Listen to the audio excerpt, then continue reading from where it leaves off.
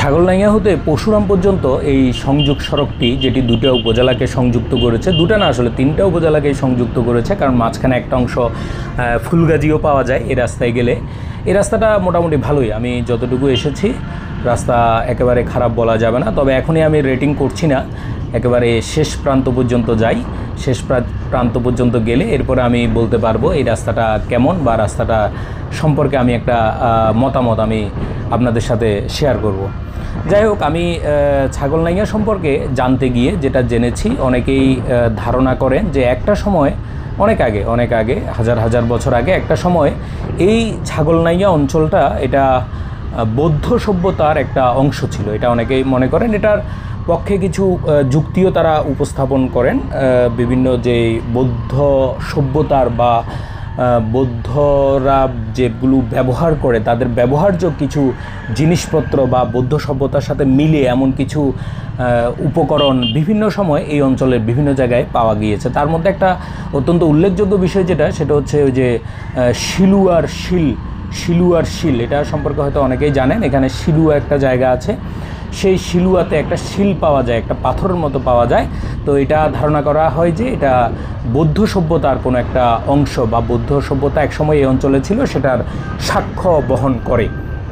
তবে এই বৌদ্ধ সভ্যতা যেটা হাজার হাজার বছর আগে ছিল, ধারণা করা হয় যে এরপরে কোনো একটা কারণে, সেটা সাগরের ঢেউয়ের কারণে হতে পারে, বা পাহাড়ি ঢলের কারণে হতে পারে, বা নদী ভাঙ্গনের কারণে হতে পারে, বিভিন্ন কারণে এই অঞ্চলটা, এই যে ছাগলনাইয়া বা আশেপাশের অঞ্চল, এই অঞ্চলগুলো এগুলো মূলত একেবারে ভেঙে গিয়েছিল, এগুলো সাগরে বিলীন হয়ে গিয়েছিল বা বড় নদীতে বিলীন হয়ে গিয়েছিল। এই ধরনের একটা ধারণা বিভিন্ন জন করে থাকেন। এবং এই বিলীন হয়ে যাওয়ার পরে দীর্ঘ সময় পরে আস্তে আস্তে আবার এখানে সমতল ভূমি জেগে উঠে, মাটি জমতে অনেকটা চরের মতো এভাবে জমতে আস্তে আস্তে আবার একটা সময় এখানে সমতল ভূমি গড়ে ওঠে। এবং সেই সমতল ভূমি গড়ে ওঠার আরও দীর্ঘ সময় পরে এখানে আস্তে আস্তে আবার মানুষজন বসবাস করা শুরু করে। অর্থাৎ এই ব্যাখ্যাটা যদি আমরা চিন্তা করি তাহলে এইভাবে ধরা যায়, সেটা হচ্ছে অনেক আগে এক সময় এই অঞ্চলে মানুষের বসবাস ছিল, সভ্যতা ছিল, কিন্তু একটা পর্যায়ে এটা হয়তো বিলীন হয়ে গিয়েছিল বা ভেঙে গিয়েছিল, নদী ভাঙ্গন বা সাগর ভাঙ্গন যেটাই বলি। পরবর্তীতে আবার এখানে দেখা গেছে মাটি জেগেছে বা চর জেগেছে, এবং আস্তে আস্তে আবার মানুষের বসতি এখানে শুরু হয়েছে। আমরা ডানে আরেকটা দেখতে পাচ্ছি শিক্ষা প্রতিষ্ঠান, এটা অনেক বড় শিক্ষা প্রতিষ্ঠান দেখা যাচ্ছে, বিশাল ক্যাম্পাস এই শিক্ষা প্রতিষ্ঠানটির। এটি হচ্ছে আলহাজ আব্দুল হক চৌধুরী ডিগ্রি কলেজ, যেটি প্রতিষ্ঠিত হয়েছে 1995 সালে, এবং এর প্রতিষ্ঠাতা হলো জনাব এনামুল হক চৌধুরী, আব্দুল হক চৌধুরী ডিগ্রি কলেজ। অনেক বড় ক্যাম্পাস। এখনও কিন্তু আমরা ছাগলনাইয়া এলাকার ভিতরে, অর্থাৎ ছাগলনাইয়াতে আমরা আসলে অনেকগুলো শিক্ষা প্রতিষ্ঠান দেখতে পেলাম।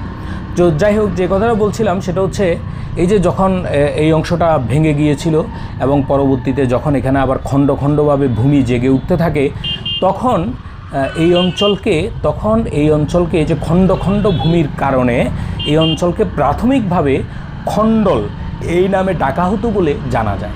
অর্থাৎ এই যে আমরা যে খণ্ডলে যাচ্ছি, ওই খণ্ডলের সাথে এখানকার আসলে কি সম্পর্ক, নামকরণের কি সম্পর্ক, অর্থাৎ এই পুরো অঞ্চলটাকে একসময় হয়তো খণ্ডল বলা হতো, সেটা পরবর্তীতে নাম হয়তো পরিবর্তিত হয়ে গেছে, কিন্তু যে খণ্ডল বাজারটি রয়েছে সেখানে হয়তো কোনো কারণে এই খণ্ডল নামটা রয়ে গেছে। অর্থাৎ এই খণ্ডল, অর্থাৎ এই ছাগলনাইয়া এই এলাকাটার অতীতে যে কোনো এক সময়, এটা নিকট অতীতে হতে পারে বা আরও আগে হতে পারে, অর্থাৎ মূল কথা হচ্ছে যখন এই অংশটা ভেঙে গিয়েছিল, এরপর যখন আবার এখানে ভূমি জেগে উঠতে থাকে, খণ্ড করে ভূমি জেগে উঠতে থাকে, তখন এই অংশটা এটা খণ্ডল নামে, অর্থাৎ খণ্ড ভূমি জেগে উঠেছে পাহাড়ের গোড়ায়, সাগরের কাছে বা নদীর কাছে, এই কারণে এটাকে বলা হতো তখন খণ্ডল। সেই খণ্ডলটা পরবর্তীতে নাম পরিবর্তিত হয়ে এখন ছাগলনাইয়া নামে পরিচিত। তবে মানে উল্লেখযোগ্য একটা বিষয় যেটা, লক্ষণীয় একটা বিষয় যেটা, সেটা হচ্ছে যে পুরো এলাকাটার নাম পরিবর্তন হয়ে গেছে, কিন্তু একটা অংশ তার নাম এখনও খণ্ডল রয়ে গেছে। এবং আরও মজার ব্যাপার হলো, সেটা কিন্তু এই ছাগলনাইয়া উপজেলাতে পড়েনি, সেটা পড়েছে কিন্তু আবার পরশুরাম উপজেলাতে। যাই হোক, আমরা যদি বিস্তৃতভাবে ধরি তাহলে পুরোটাই কিন্তু একই ভূমি অংশের অন্তর্ভুক্ত, অর্থাৎ একই অঞ্চলই ধরা যায়। তো যাই হোক, সেই কারণেই হয়তো বলা যায় যে খণ্ডল নামটা হয়তো সেখান থেকেই এখানে থেকে যেতে পারে। তো এরপরে যে ব্যাপারটা সেটা হলো খণ্ডলের আগে আমি একটু করে যেটা বলেছিলাম যে খণ্ডল যে বাজারটা রয়েছে এটা কিন্তু ছোট্ট একটা বাজার এবং এই খণ্ডল বাজারটা এখানে বলা হয় অনেক স্থানীয়দের আমি শুনেছি তারা বলে থাকেন যে এটা খণ্ডল হাই বাজার, খণ্ডল হাই বলেন, অর্থাৎ সরাসরি খণ্ডল এরকমও কিন্তু বলেন না, বলা হয় যে খণ্ডল হাই বাজার। আর এখানে এটাকে খণ্ডল হাই বলার পিছনে আরও একটা বিষয় এখানে উল্লেখ করা যায়, সেটা হচ্ছে এখানে একটা উচ্চ বিদ্যালয় রয়েছে, যেটা আমরা যাওয়ার সময় দেখব, যেটা হচ্ছে খণ্ডল হাই স্কুল বা খণ্ডল উচ্চ বিদ্যালয়। এখন সম্ভবত এর কলেজও হয়েছে, খণ্ডল উচ্চ বিদ্যালয় কলেজ এরকম রয়েছে। এই খণ্ডল উচ্চ বিদ্যালয় যেটা, অর্থাৎ খণ্ডল হাই স্কুল যেটা, এই খণ্ডল এই জায়গাটির নামের সাথে এই হাই স্কুলের নামটা ওতপ্রোতভাবে জড়িয়ে গেছে এবং এই অঞ্চলের নাম হয়ে গেছে এখন অনেকটা খণ্ডল হাই। অনেকে এটাকে বলে থাকেন যে খণ্ডল হাই, আর বাইরে থেকে যারা আসেন তারা হয়তো শুধুমাত্র খণ্ডলই উল্লেখ করেন। তো যাই হোক, এই খণ্ডল যে বাজারটি রয়েছে সেটাকে আমরা খণ্ডল বলি বা খণ্ডল হাই বলি, যে নামে অভিহিত করি না কেন, এই খণ্ডল বাজারটি এটি কিন্তু আবার অত্যন্ত উল্লেখযোগ্য একটা বিশেষ কারণে আমরা এই যে জায়গাটি এখন অতিক্রম করছি, এই জায়গাটি এই অংশটি কিন্তু আবার ফুলগাজীতে পড়েছে। দেখেন আমরা ফেলে এসেছি হচ্ছে ছাগলনাইয়া ফেলে এসেছি, এখন ঠিক এই অংশটি অল্প অংশ, খুব বেশি অংশ নয়, এখানে অল্প কিছুটা অংশ এটা ফুলগাজীতে রয়েছে এবং সামনেই রয়েছে পরশুরাম। যাই হোক, আমরা আস্তে আস্তে পরশুরাম উপজেলার অংশের মধ্যে, পরশুরাম উপজেলা সদর নয়, উপজেলা সদর আরও দূরত্ব রয়েছে, উপজেলা সদর যে অংশটা রয়েছে সেই অংশের দিকে আমরা আস্তে আস্তে এগিয়ে যাচ্ছি।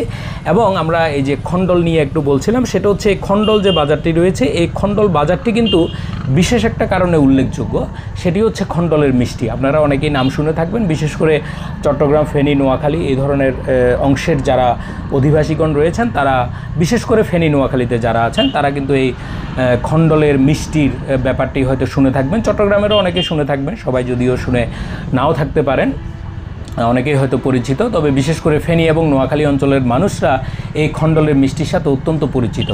আমি মনে করি এই যে খণ্ডলের মিষ্টি, এটি হচ্ছে খণ্ডলের একটি পরিচয়বাহী একটি পণ্য।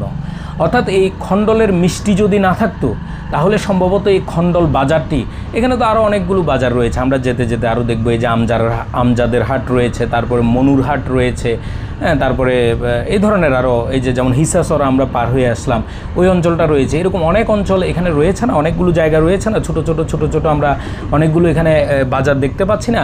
কিন্তু এই বাজারগুলোর মধ্যে কোনোটাই কিন্তু এতটা সুপরিচিত নয়, যেটা পরিচিত হচ্ছে খণ্ডল বাজারটা। এবং এই খণ্ডল বাজার বলেন বা খণ্ডল হাই বাজার বলেন, এটার এই সুপরিচয়টা এটা এনে দিয়েছে কিন্তু এই খণ্ডলের মিষ্টিটা। সবাই এক নামে চিনে এই অঞ্চলের মানুষরা খণ্ডলের মিষ্টি। তো খণ্ডলের মিষ্টি কোথাকার, সেটা হচ্ছে খণ্ডল বাজারে। তো আমি যতটুকু শুনেছি, ফেনীর যে জেলা প্রশাসন ওনারা এই খণ্ডলের মিষ্টির জিআইয়ের জন্য তারা যে ফর্মালিটিসগুলো আছে সেগুলো আস্তে আস্তে করছেন বা আবেদন করার প্রক্রিয়াতে আছেন। আশা করি এক সময় জিআই স্বীকৃতি পাবে এই খণ্ডলের মিষ্টি।